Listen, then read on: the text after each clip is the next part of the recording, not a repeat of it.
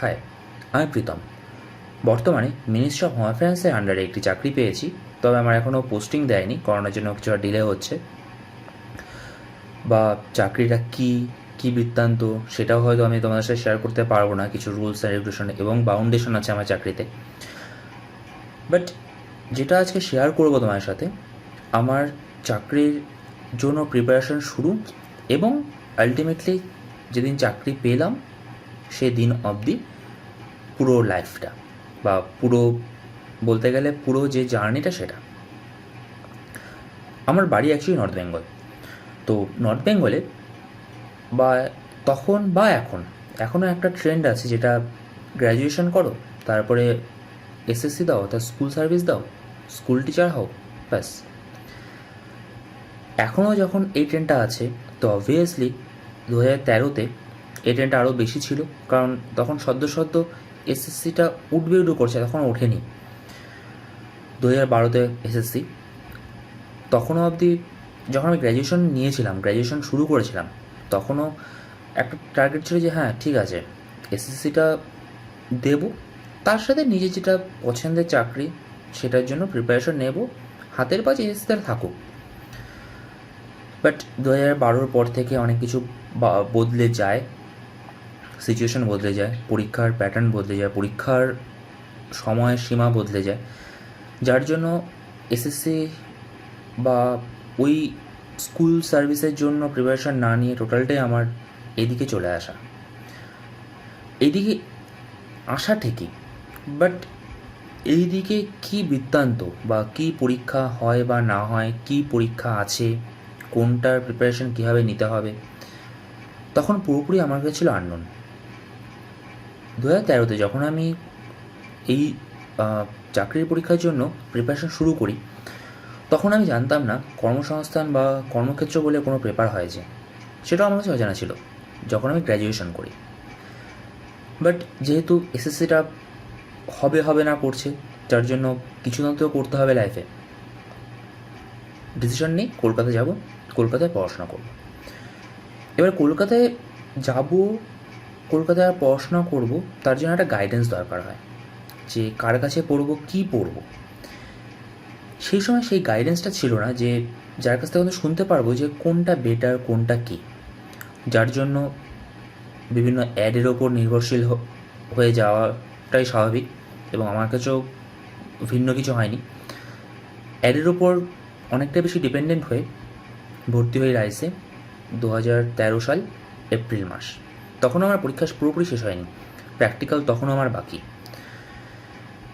Admission নেই, আবার ফিরে এসে প্র্যাকটিক্যালটা দিয়ে সব কিছু নিয়ে কলকাতার উদ্দেশ্যে পারি। রাইসে পড়ব, রাইসে ক্লাস করব, কারণ রাইসে পড়া মানেই চাকরি, একটা ধারণা ছিল তখন। শুরু করলাম রাইসের ক্লাস। প্রথম দিকে ক্লাস খুব ভালো ছিল, অস্বীকার করবো না, বাট যত আমরা পুরনো হয়েছি তত আমাদের প্রতি অবহেলাটা শুরু হয়েছে। বিভিন্ন ক্লাস দেওয়া, ক্লাসের ফ্যাকাল্টি বা যেগুলো হয়তো সমস্যা আছে সেগুলোকে কোনো মতেই ওভারকাম না করতে পারা, প্রবলেমগুলো না মেটা, বারবার হায়ার অথরিটিকে জানানোর পরেও কোনো সমাধান না হওয়া।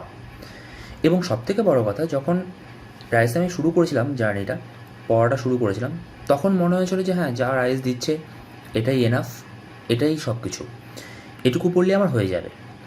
বাট যখন আমি পরীক্ষায় বসা শুরু করলাম, তখন আস্তে আস্তে বুঝতে পারলাম যে না, জাস্ট জিস্টটা দিয়েছে, কিছুই না, আরও অনেক বেশি পড়তে হবে, আরও অনেক বেশি জানতে হবে, আদারওয়াইজ লাভ নেই।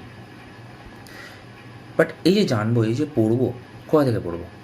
কারণ তখন তো প্রায় একটা বছর হতে চলেছে তখন, আর সেই জায়গাটা আমার তখনও তৈরি হয়নি যে কী বই আছে, কী বৃত্তান্ত, বা কোন বইটা কার জন্য বেটার, কোন কোন বই ফলো করতে হয়, বা কী করে প্রিপারেশনটা নিতে হয়, প্রপার প্রিপারেশনটা কী করে নিতে হয়।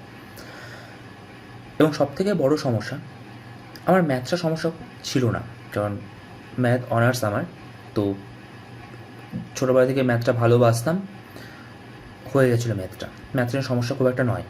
বাট যেটা সমস্যা সেটা অবভিয়াসলি ইংলিশটা। বাট সেই ইংলিশটা রাইসে থেকে খুব একটা যে সাহায্য পেয়েছি তা নয়, এবং ডে বাই ডে সেই প্রবলেমগুলো বাড়তে শুরু করে।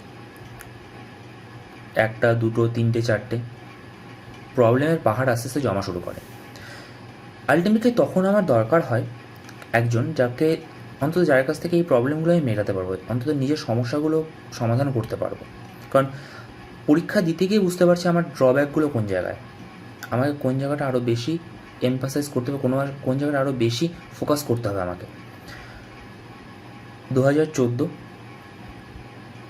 সেপ্টেম্বর মাস প্রথম স্যারের সাথে আমার সাক্ষাৎ। তখন স্যারের কোনো একটা ব্যাচ চলছিল, গেলাম স্যারের সাথে, স্যারের ওখানে পরীক্ষা নিল স্যার একটা 10-এ, তখন পেয়েছিলাম 1।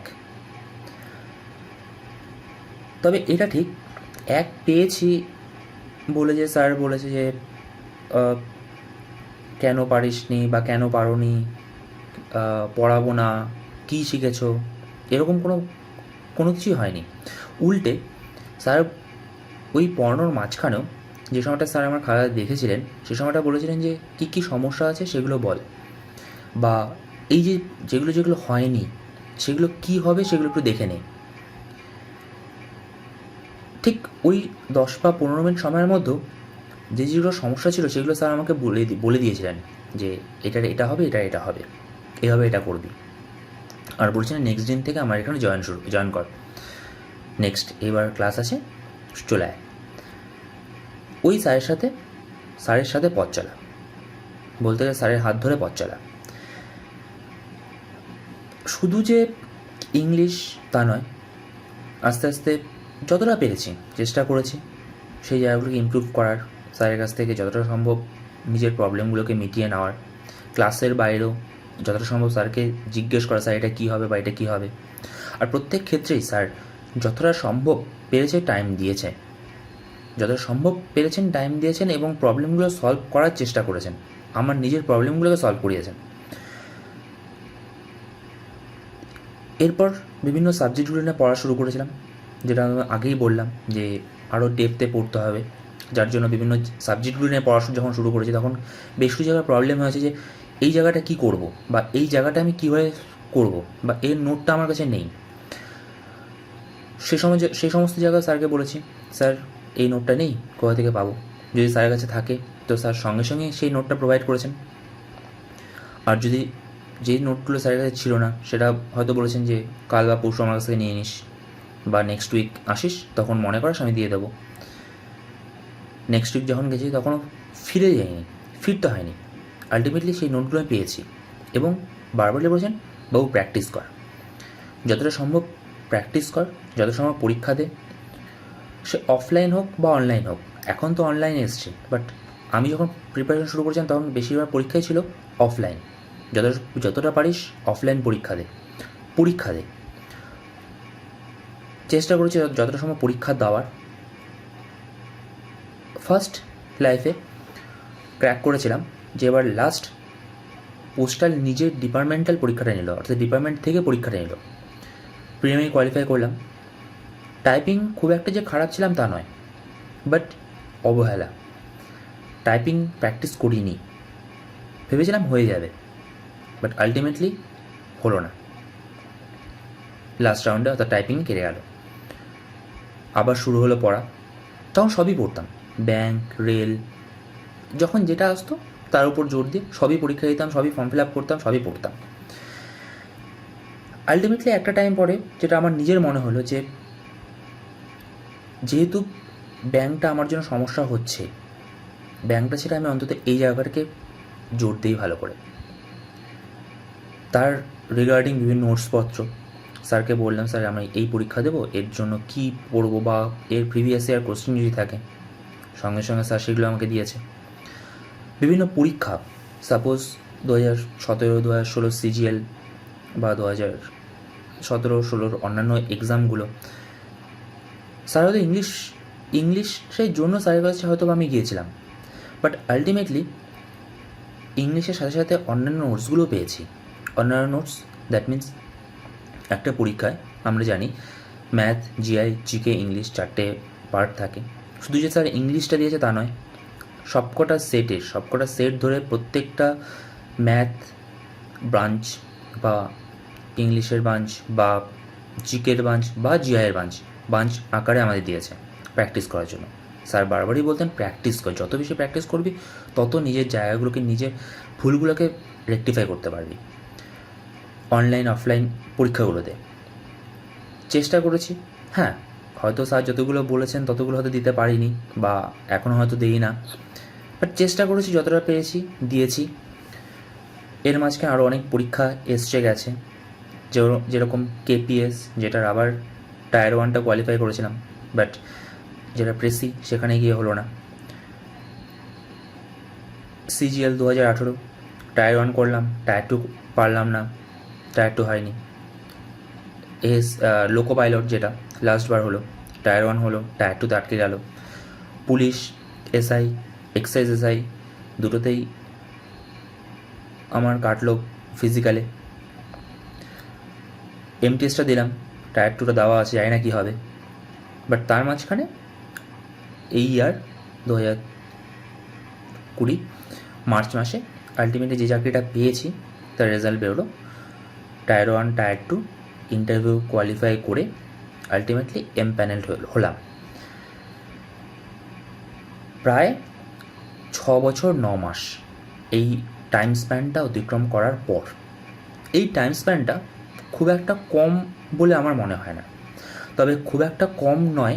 তার সাথে এটা বলবো, এই কমটা বা এই যে বেশিটা, সেটার মধ্যে যে ডিপ্রেশন আসবে সেটা কোনো মতেই আসতে দেয়নি।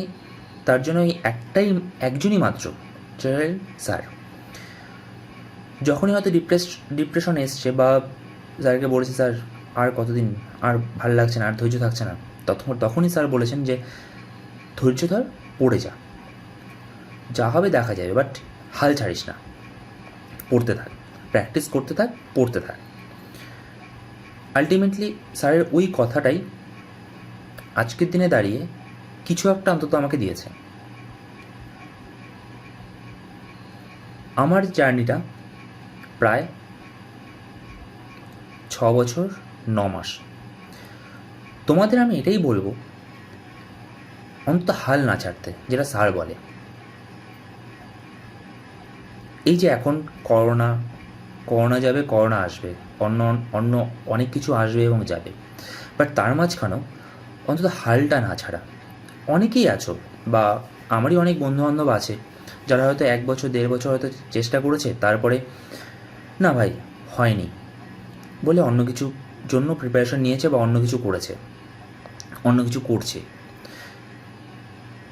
বাট আমি এটা বলবো, যতক্ষণ না পর্যন্ত কিছু না হয়, আলটিমেটলি প্রিপারেশনটা নিয়ে যাওয়ার, প্রিপারেশনটা নিজের মতো করে কমপ্লিট করা, নিজের মতো করে প্রিপারেশন নিতে থাকা, প্রিপেয়ার্ড হতে থাকা এবং হাল না ছাড়া। ঠিক আছে 1 বছর হয়নি, 2 বছরে হবে, 2 বছর হয়নি 3 বছর হয়, 3 বছর হয়নি 4 বছর হবে, বাট যদি হাল না ছাড়ি হবে তো বটেই। স্যার যে নোটপত্রগুলো দিয়েছে যে কোনো পরীক্ষায়, এমন বলবো না যে কোনো একটা পরীক্ষার ক্ষেত্রে হয়তো আমার উপকার হয়েছে, ইন জেনারেল যে কোনো পরীক্ষার ক্ষেত্রে যখনই আমি পরীক্ষা দিতে গিয়েছি তখনই হ্যাঁ কিছু জায়গায় হয়তো বা আমার হয়তো পড়া হয়নি, বাট এইটুকু অন্তত দেখেছি যে হ্যাঁ এই নোটটা বা এই কোশ্চেনটা ওই নোটে ছিল। স্যার তো বারবারই বলেছে পড়তে, বাট পড়িনি বা পড়া হয়নি সেটা তো আমার ফল্ট। যাই হোক, যারা পরীক্ষা দিচ্ছ বা যারা হয়তো সদ্য এই ফিল্ডে এসছো, তার মধ্যে হয়তো করোনার প্যান্ডেমিক তোমাদের ভাবিয়ে তুলেছে যে কী হবে ভবিষ্যৎ। আলটিমেটলি পরীক্ষা তো হবেই, আজ না হোক কাল হবে, কাল না হোক পরশু হবে, বাট পরীক্ষা তো হতে হবে, আদারওয়াইজ গভর্নমেন্ট চলবে কেমন করে। আর যখনই পরীক্ষা হবে আলটিমেটলি তার জন্য দরকার প্রিপারেশন। আর প্রিপারেশনের জন্য সবথেকে ভালো টাইম এটাই, যে সময়টা তুমি বাড়িতে আছো। অন্য সময় কী হবে, অন্য সময় ধরো তুমি বাইরে গেছো, বাড়িতে আছো, বাট বিকেলবেলা হলে একটু ঘুরে আসি, ওখানে যাই একটু, এই করি একটু, বাট এখন তুমি বন্দি, তোমাকে পড়া ছাড়া তোমার উপায় নেই। আর এই টাইমটাই তোমরা ইউটিলাইজ করতে পারো, যেটা আমার মনে হয়। নিজের বেস্টটা দাও, প্র্যাকটিস করো, স্যার যা যা বলে সেগুলো শোনো, অন্তত স্যারের যে নোটসগুলো পত্রগুলো দেয় স্যার সেগুলোকে ভালো মতো প্র্যাকটিস করো, আর ধৈর্য রাখো। That's enough. আজ হবে না কাল হবে, কাল হবে না ঠিক পরশু হবেই, হতেই হবে। So best of luck, thank you.